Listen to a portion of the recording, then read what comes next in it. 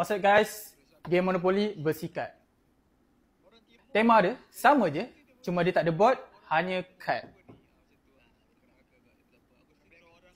Okay geng, game ni mudah sangat. Aku bagi 1/5 je, otak santai. Okay geng, game ni cara nak menang, korang kena ada 3 property colour yang sama.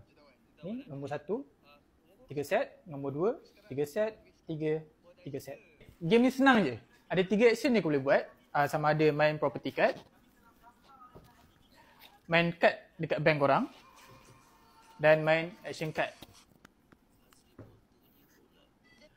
Part paling best, korang boleh main card hotel untuk naikkan harga property korang, main rent card untuk semua player bayar sewa dekat korang, dan last sekali, korang boleh curi orang lain player punya property. Jadi korang punya.